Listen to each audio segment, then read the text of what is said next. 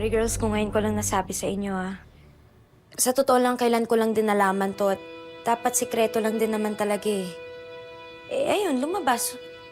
Wala namang point para itago, di ba? Pero boss, bakit sabi ni Megan, wala naman daw siyang alam?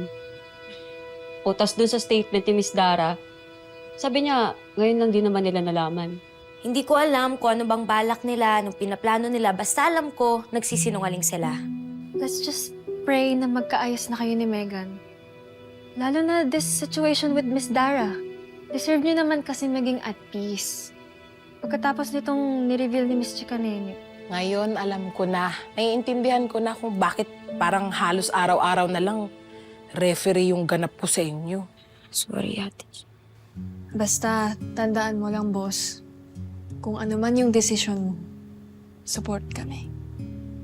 Saka halari ka man o sikat, ikaw pa rin ang Jenny na mahal namin. Thank you, girls. Tanggap niyo pa rin ako. Dito na ako, JC. Thank you. No problem.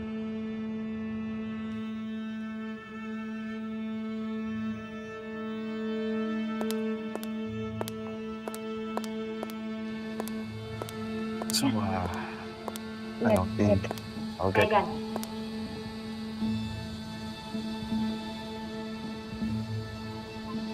Bakit mo dinala? Ka nagsinungaling. Ano ba talagang balak mo? Not today, Jenny. Hindi Kami yung pinapalabas mong masama. Bakit ba? Pwede ba? Wala akong alam sa kiniklaim mo. Wow. Amnesia lang. Megan, ang bata pa natin para makakalimot, ha? Alam mo, ang dami mong sinasabi. Hindi na ako papatol dun sa katsipan mo. Nauna mo pang nalaman na magkapatid tayo. Panigurado alam na din yun ni Miss Dara at alam ko, nag-usap kayo para sabihin na wala kayong alam. Oh my gosh, Jenny. You're so delulu. Kung may problema man ngayon, it's your mother. Because she flirted and seduced my dad.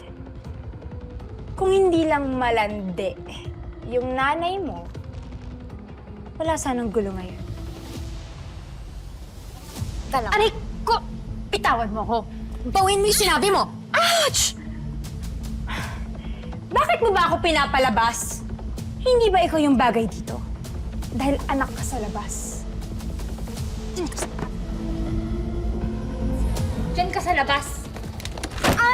labas. Pero anak ka naman sa labas, di ba? Go out! Aray ko, Megan! Do not welcome here! Go out! Out! Sa labas! Tama na! Hoy! Huwag na kayong mag-away! Ano ba? Tama na! That's Megan, the right place stop! for you. Stop! Dahil anak ka sa labas! Stop! Stay there! Megan! Tama na! Pwede pa, Tracy, huwag mo akong pigilan. That's what she deserves. They hurt us more than you can imagine.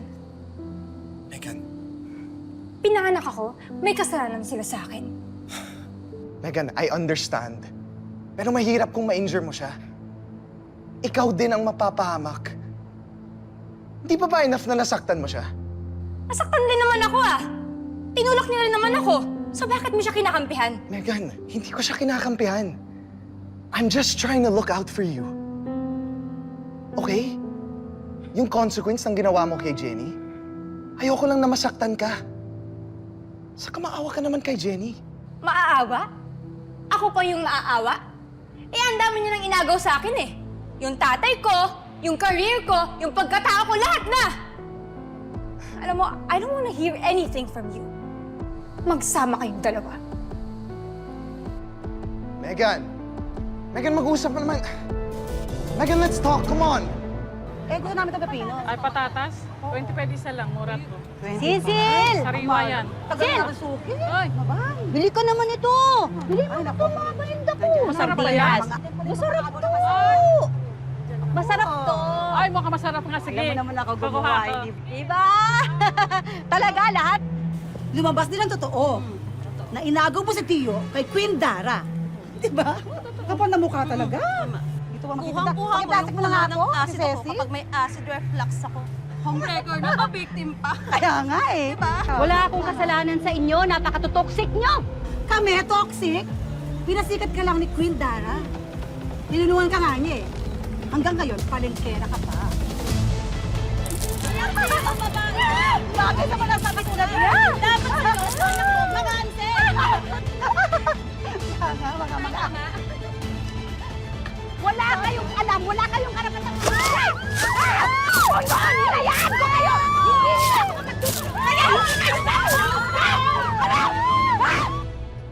Jenny, I'm really sorry. I'm so sorry sa nangyari sa inyo ni Megan. Hindi agad kita natulungan. Okay lang. Sanay na rin naman ako eh.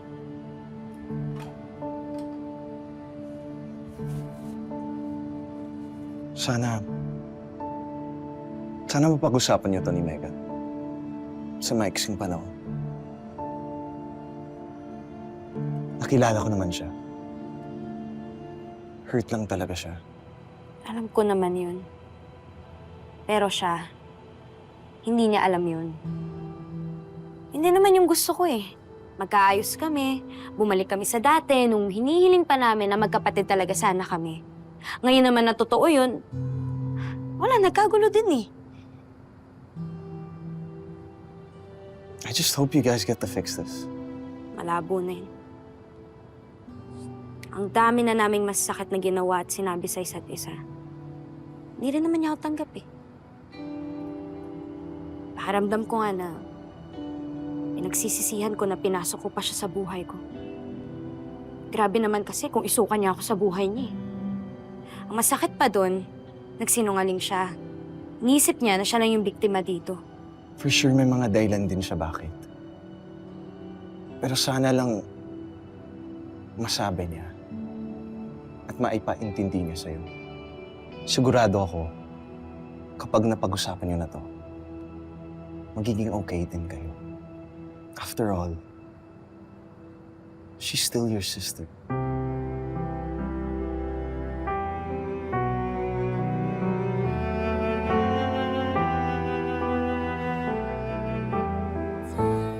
We all know na lahat tayo affected sa scandal na pinasabog ni Chika Nene.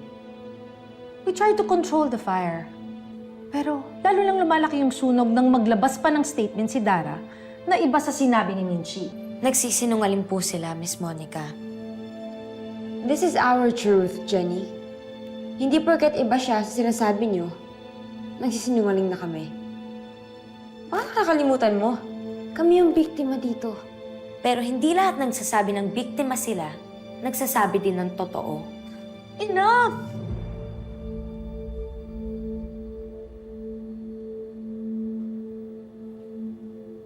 Hindi ko kayo pinapunta dito para mag-argue. At hindi ko rin kailangan malaman kung sino sa inyo ang nagsasabi ng totoo. Wala na akong magagawa, lumabas na siya. What I want is to control this fiasco. Ayoko na siyang lumala pa.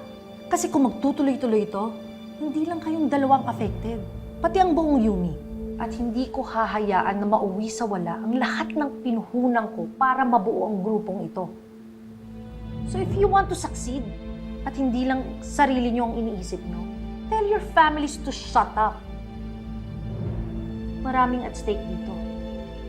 My money, my business, your career and your dreams. At kaya kong tanggalin ang sino man na sisira sa lahat ng pinaghirapan ko.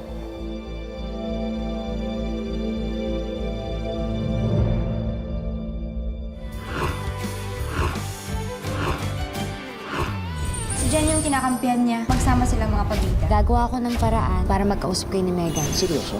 Oo naman. Fake halal. Hindi ko naman sinabi na tawagin niyo akong halari.